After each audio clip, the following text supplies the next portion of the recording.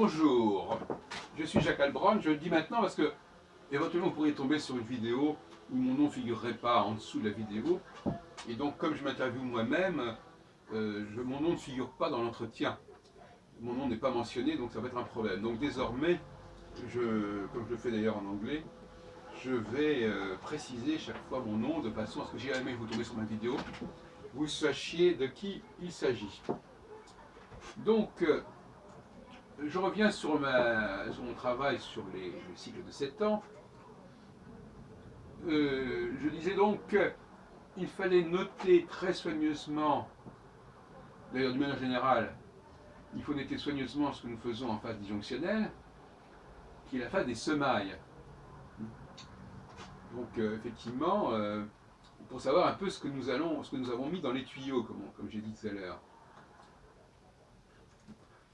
Et ce dans tous les domaines, ou faire une sorte d'examen de conscience de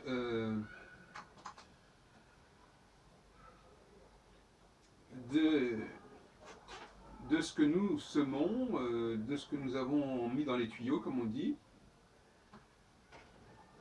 Le temps des semailles, parce que je suis en train de chercher, à quel moment sème-t-on? Et le temps des semailles, le temps des vendanges, ce sont des choses bien différentes.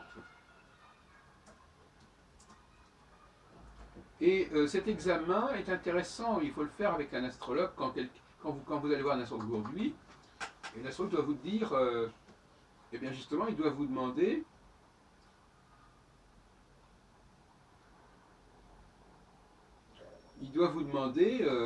voilà, voyons ce que vous avez fait dans les 3 ans précédents, ou dans les 3-4 ans précédents, dans les différents domaines, qu'est-ce que vous avez essayé, ce sont aussi des questions aussi de l'essai, qu'est-ce qu'on a essayé de faire, qu'est-ce qu'on a innové éventuellement. Le temps des semailles, le temps des semences. Par exemple, je me suis souvenu récemment, tout à l'heure, que pendant cette période disjonctionnelle précédente, j'avais fait une petite. J'avais joué avec un clarinettiste, par exemple, et des choses comme ça. Même avec 2 clarinettistes, en fait, une femme et un homme, successivement. Donc, cette espèce de couple piano-clarinette pourrait revenir à la charge. En plus que ça a quand même été filmé, il y a donc il y a déjà une esquisse qui a été diffusée, pourrait revenir à la charge dans les prochains mois. Je pourrais chercher un partenaire, qui pourrait être l'ancien partenaire ou un nouveau partenaire, et faire des choses piano, clarinette, parce qu'apparemment, ça se passe pas mal comme idée.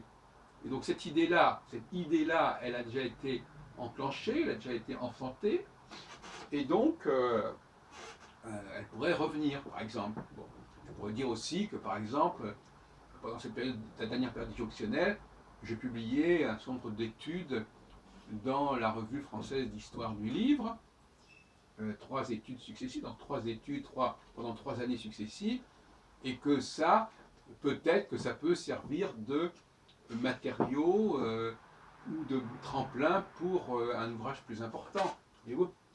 Des choses qui sont relativement modestes, mais qui ont déjà une certaine forme, une certaine présence, et qui ne demandent qu'à s'épanouir, qu'à se développer. Dans le domaine affectif, c'est pareil. J'ai eu une expérience intéressante que j'aurais pu ne pas avoir, qui était assez prometteuse, mais qui n'a pas donné tout ce qu'elle aurait pu donner, mais qui a quand même été là. Et donc là, encore une fois, c'est dans les tuyaux. Il faut qu'il y ait quelque chose, qu'il y ait eu un commencement d'exécution, comme je disais, qu'il y ait eu quelque chose qui était déjà amorcé. Hein. Donc on va regarder, bon, admettons que vous êtes mon client, vous venez me voir aujourd'hui, et ben on va regarder ce qui s'est passé, pour savoir ce qui va se passer, ce qui va se produire dans les prochains mois ou les prochaines années. On va regarder ce qui s'est passé dans les 3-4 dernières années, hein, pour commencer.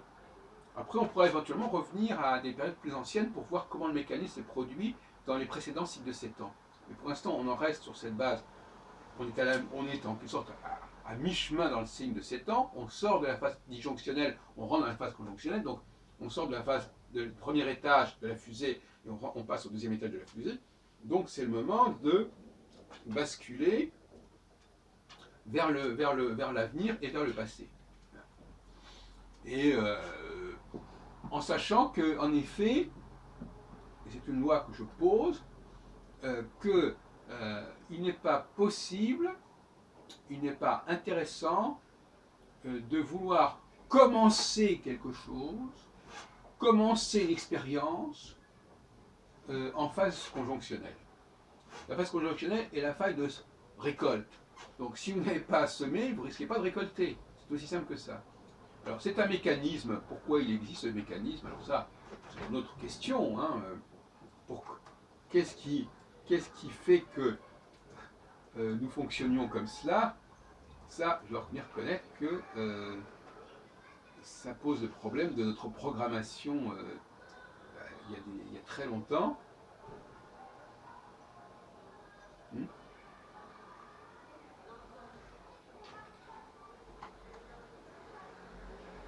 Et on peut dire que c'est un phénomène qui a ses règles.